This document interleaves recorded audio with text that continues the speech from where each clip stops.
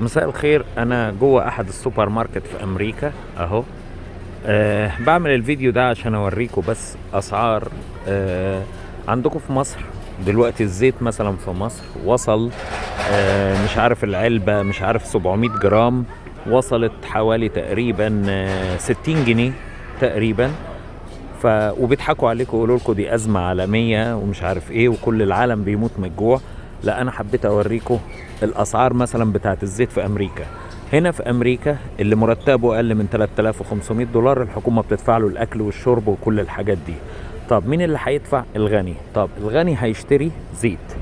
ادي علبة الزيت قدامكم اهي. كام كيلو؟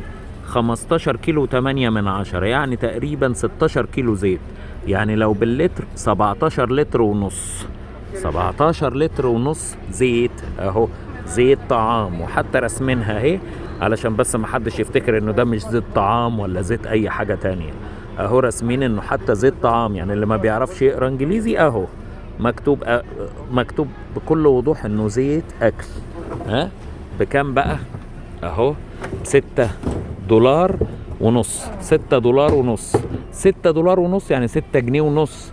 هتقولوا لي ليه؟ ده في فرق عملة، ده الدولار وصل 30 جنيه. هقول لكم لا، انت جوه امريكا بتقبض بالدولار وبتصرف بالدولار، واقل ساعة عمل في امريكا $25 في الساعة. ها طيب، وده السعر ده للغني بس، لانه الفقير ما بيدفعش حاجة، ياخد الزيت ويمشي. طب السعر للغني كام؟ 6 جنيه ونص. وتاني بقول جنيه ونص، 6 جنيه ونص زي $6.5، لانك بتقبض في امريكا بالدولار وتصرف بالدولار.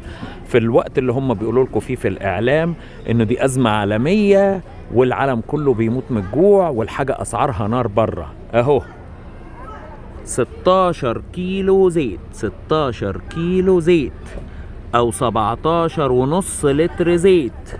زيت طعام اهو، زيت طعام قدام عينيكوا اهو. بكام؟ اهو ب6 جنيه ونص.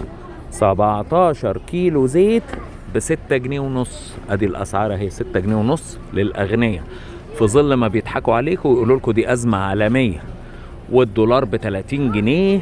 واحنا مش دي حاجة على العالم كله، مش علينا بس، دي ازمة في العالم كله.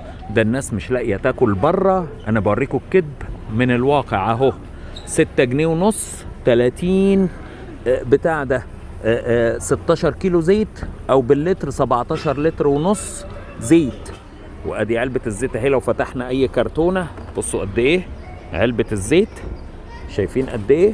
والسعر تاني اهو 6 جنيه ونص. وتاني بكرر 6 جنيه ونص يعني $6.5. والدولار زي الجنيه في امريكا، لانك جوه امريكا بتقبض بالدولار وتصرف بالدولار.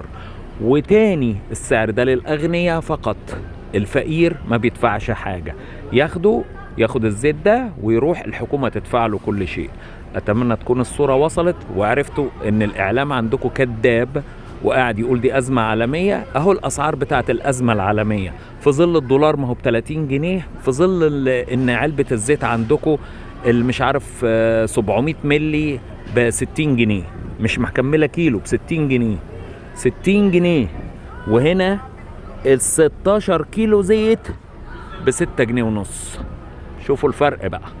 شكرا. اتمنى اكون وضحت الحقيقة، لانه لازم الواحد يوضح الحقيقة. من قلب السوبر ماركت اهو سوبر ماركت اهو، لحسن حد يفتكره وانا عامل فيديو من بيتنا. اهو الاسعار اهي. شكرا.